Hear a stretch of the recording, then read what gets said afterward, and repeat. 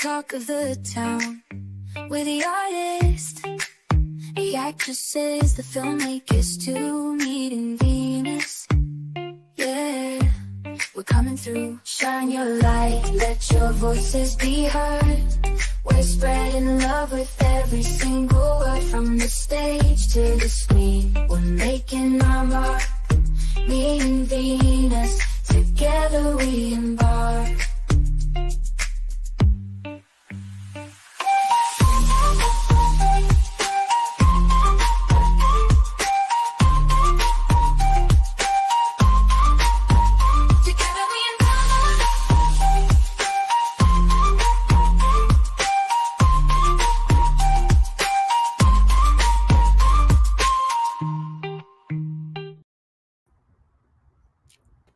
Good evening. Today I'm very happy to welcome singer Zomari. And Hey everyone. hi, everybody. Thank you very much for joining the live during the weekend. How are you, Zo? Everything is fine? I'm doing well. How are you? Yes. Congratulations for the release of your albums and your singles.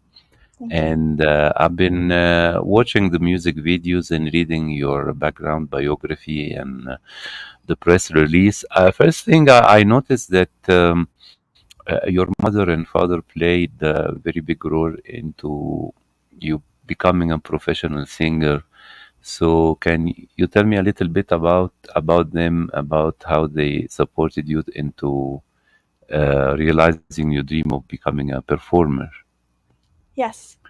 I was named after famous R&B singer Tina Marie, who sang a lot with Rick James, and she was with Motown. So from day one, my father always would hold me in his arms and sing The Temptations to me, and my mother would rock me to sleep to classical music every single night for an hour when I was a baby. So from day one, I always loved singing, and music was a part of my life. And at about like 5 years old, I knew that I wanted to be a singer for the rest of my life. Yes. I've seen as well that your influences were Michael Jackson, Prince, and The Temptation. These are from, I mean, a very golden age of music. I mean, in the 70s, 80s, and 90s, right? Yes. Motown artists as well, and they had big influences worldwide, not only in America. What I wanted to ask you really, it interests me a lot about if somebody like yourself who loves music, who like performing, how you managed of becoming like a music fan into a professional singer. What steps did you take into to realize that? That's a great question. Hmm. So the steps I took, when I was 5 years old, Hmm. I would always sing, and my dad said to me, "Well, Beyonce sings in church," and because Beyonce grew up singing in church at 5 years old, I Hmm. thought, "Well, then I will sing in church." So I started singing in church when I was a little girl, and I used to have solos, and I was pretty good. And at the age of 6 or 7, because I was a very type A little kid, I taught myself how to write songs. So I had a Hmm. songbook, and I would listen to pop songs on the radio at the time, and I would mimic the emotions and the feeling that the songs embodied.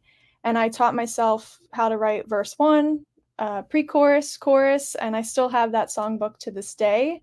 And the songs were actually pretty good for a 7-year-old. And then at 8 years old, I was allowed to start formal singing lessons, and I played piano when I was a little kid. And then from there, really, when my career became professional, is when I started working with famous R&B singer Jean Carn. And Hmm. she took my vocal technique to the next level and taught me how to find my own style, my own tone, and the voice Hmm. that I have today is, I would say, I really give to her training, because she just took, the kind of music I create and the voice I have to the next level. Hmm. I wanted to ask you, when was Soulmate release your first album? So Soulmate will be released this October. So it hasn't come Uh-huh. out yet, but it is my Yes. debut album, and I will have it distributed through the Orchard, which I'm really excited about. Hmm. Yes, I wanted to ask you because I interview many singers, solo like yourself, and bands. And sometimes when they are commencing their career, they are a little bit worried of launching an album. They wanted to have few singles, a few music videos. I think until they have a certain audience, and they start to be more, um, popular. I think. But tell me, why did you make a decision of releasing an album so close to your the launching of your music video and single? That's a great question. I think with an album, I'm a storyteller, and I think Hmm. an album tells a story. So this first debut album is about my journey of love in my early Hmm. 20s.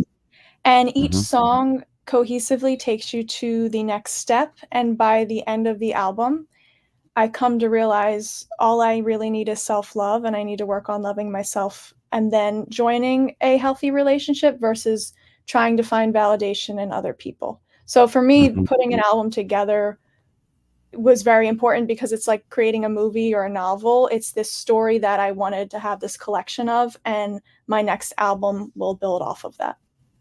Hmm. I've seen some of the music videos you released, and I think they are quite romantic, and we miss this kind of songs right now, because right now is I think the rhythms and the themes, are very energetic and quite, I don't know, angry. I don't know. It's quite different than before.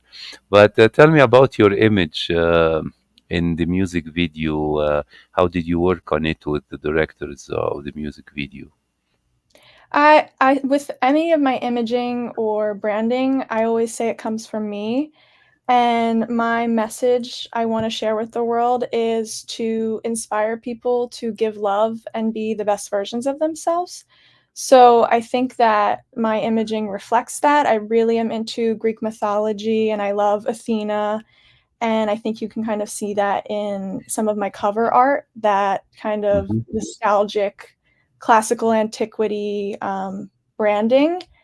And I combine a lot of my loves of literature and history and my what kind of music I want to create, and I put that into all of my art pieces. Hmm. So tell me, you've been studying music. I mean, sorry, English. Your English major in Columbia University, New York. I want to ask you about how did your colleague reacted to your work when you going to attend a lecture or a section, and Oh, that's a yeah. great question. Hmm. I think we're all human beings, and I think everybody at Columbia, a lot of people I met are so incredible, and they had Hmm. their own niche they were working on.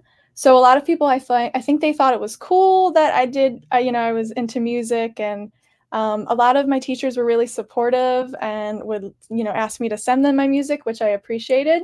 But I think I went to school with incredible people who maybe they were focused on politics or wanted to be a lawyer or a doctor. So at that high level at an Ivy League university, everybody is just at such a high level of success that they're trying to achieve that I think everybody's really supportive in that environment, which I really Hmm. appreciated. Hmm. So tell me right now, did you start to perform? I mean, in live shows, or I mean, thinking of doing some tour. I think maybe when the album come out. Yes, I Hmm. performed at Stockton University a few months ago, and then I'm performing in the tri-state area in the next few months. I have a performance at Midnight in the Wicked on August 9th. And I have other upcoming performances. I have a festival I'm doing in Florida in November. But yeah, I am preparing to do a tour with this upcoming album, which will be my first tour, and I'm really excited about.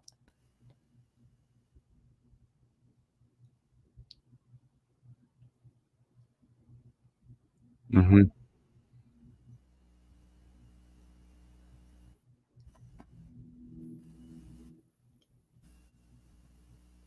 Yes.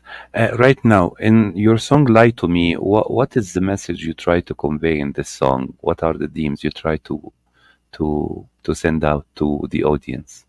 With this song Lie to Me that I just released, I wanted to create a song on this album where I had a lot of creative freedom and it wasn't solely based on an experience that happened in my life because I love storytelling. So, as a literature major, I was studying Shakespeare at the Mm-hmm. time and I had read Sonnet 138. And in this sonnet, Mm-hmm. Shakespeare, it's famous for its pun on lies.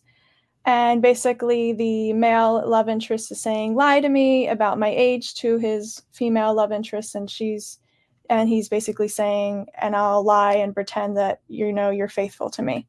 So that was a lot of my inspiration. And I wanted to kind of reverse the roles and make it this desperate young girl who just wants to be with this guy she's totally in love with. And she's well aware that he's cheating on her. She's well aware that he doesn't treat her right and that it's a toxic relationship. But she's like, I don't care. Just lie to me. Let's pretend everything's okay and let's stay together. And I thought it was a really fun song to write. This is great. You know, I've been seeing that "Lie to Me" entered the iTunes pop charts. So this is according. I mean, it's like Spotify by people tuning in. How does it work for iTunes? It's based on how many sales your song has gotten. So, based on those sales, whatever spot your song charts at when it gets onto the charts, that's where you chart it at. Hmm. Yeah, so I'm really excited. It's a big accomplishment because when you're charting, especially in pop, because it's such an oversaturated genre and you're competing with major label artists. If you look at the pop charts, it's major artists, Taylor Swift, Sabrina Carpenter, after major artists. So to even top in the uh, top 200 is a really big deal. And I'm really excited and proud of myself for that accomplishment.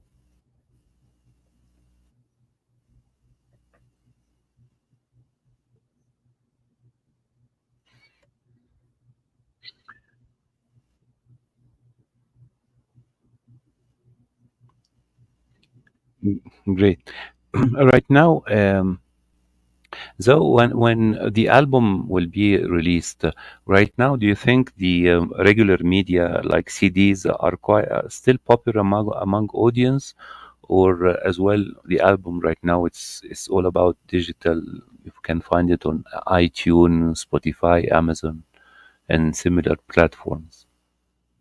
With what I've seen from my fans, especially young college students, they love vinyl, they love CDs, and I think people love the idea of having a tangible asset, whether or not they even use a CD player. I think it's that concept of having that physically along with the ability to have digital. It creates this kind of nostalgia, and I give my fans CDs all the Hmm. time, and I have CDs out, so I'm really excited to continue that with the album as well as the digital platforms. Yes, yes, because I remember the days of vinyl, or you have albums, like you're having something precious, and you clean it before you listen to it and try to save it. I remember that, because in 80s, 90s, I I have many friends when we used to listen to music, our time was about cassette, Mhm. recording cassettes, but many of my friends used to have vinyl, and we used to record albums from vinyl as well. This was the available media at the time before the internet on everything. Tell me about your social presence on media right now. Tell me, do you think they are important for an artist like yourself, like Instagram? I see Instagram is quite popular among artists right now. Thank you. The way I look Hmm. at social media is I do think that presence is important, but I really think the most important aspect about social media is how you use it and how you use it to build community. So I love using Instagram or TikTok to engage with my fans and, have a direct conversation with them on Instagram. For instance, I had a fan today DM me and say they purchased my song Lie to Me because they loved it so much and it made them feel so many incredible emotions. And another fan messaged me last week about how Lie to Me got them through their meetings or work that day.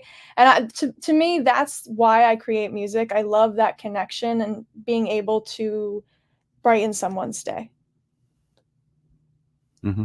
Yes, it's very beautiful that you have this kind of presentation that could be inspirational and for other people, the audience. So I think it's quite very nice. Tell me, Zo, do you have uh, uh, a certain dream you would like to realize in the upcoming period? Can you repeat a certain what? I didn't hear what you said.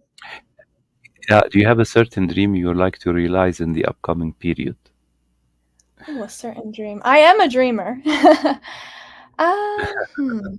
I really just dream. I create music to make the world a better place. So my dream is that whoever encounters my music or, gets to come to a live show and see me perform, my dream is that they walk out of that space or go about their day with a smile on their face and feeling love in their heart. That's great.